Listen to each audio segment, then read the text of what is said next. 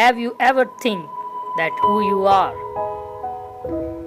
90% of people never ever think who they are.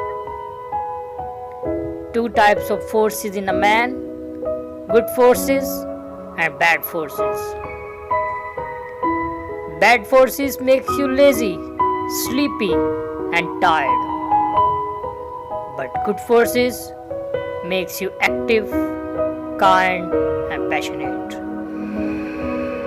If you are in bad gravitational forces, then no need to worry about. Beautiful pictures are developed from negatives in a dark room. So if you see darkness in your life, it's mean a beautiful picture is being prepared inside. No doubt, a ship keeps safe in harbor, but mind it, the ships are not made for it.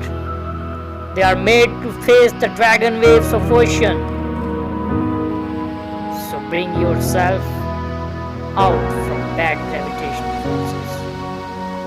No doubt, it's not easy, but all things are difficult before they are easy.